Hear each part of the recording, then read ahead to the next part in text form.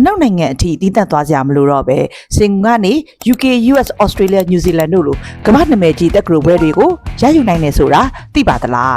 ။ဘာကြောင့်စင်ကာပူပြည်ရိုက်နေမှာတက်ရောက်တင်လဲဆိုတာကြည့်လိုက်ရအောင်။စင်ကာပူပြည်ရိုက်ကျောင်းတွေမှာကိုနှစ်သက်ရာကမ္ဘာအဆင့်မီဘာသာရပ်မျိုးစုံကိုစုံလင်စွာရွေးချယ်နိုင်ပါတယ်။ Business and Management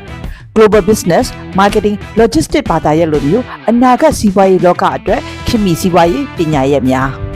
IT and Technology Cyber Security Computer Science နဲ့ IT လို့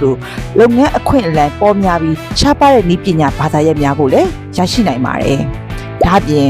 Engineering နဲ့ Biomedical Science တို့အထူးပြုဘာသာရပ် Engineering and Life Science ဘာသာရပ်တွေကိုပါတက်ရောက်နိုင်မှာပဲဖြစ်ပါတယ်။ဒါကြောင့်ကျောင်းစရိတ်နဲ့နေထိုင်စားသောက်စရိတ်တွေအများကြီးသက်သာစေမဲ့အပြင်အချိန်တိုအတွင်းမှာပဲနိုင်ငံတကာအသိအမှတ်ပြုဘွဲ့ဒီဂရီကိုရရှိမှာပဲဖြစ်ပါတယ်။ဒါ့အပြင်ကျောင်းရွေးချယ်မှုမှစပြီးဗီဇာလုပ်ငန်းစဉ်များနိုင်ငံရဲ့ခြားသို့အဆင်ပြေချောမွေ့စွာရောက်ရှိအောင်မြင်သည့်အထီကို Study Abroad Information Center ရဲ့အစိတ်ချယုံကြည်ရဆုံးဖြစ်တဲ့ end-to-end ဝန်ဆောင်မှု9ဆင့်နဲ့အနီးကပ်လမ်းညွှန်ပံ့ပိုးပေးလျက်ရှိပါတယ်။မိမိနဲ့ကိုက်ညီမဲ့ဘာသာရဲ့ကုန်ကြစိတ်နဲ့လိုအပ်တဲ့အချက်လက်တွေကိုသိချင်နေဆိုရင်တော့အခုပဲ Study Abroad Information Center ကိုတိုက်ရိုက်ဆက်သွယ်စုံစမ်းလိုက်ပါ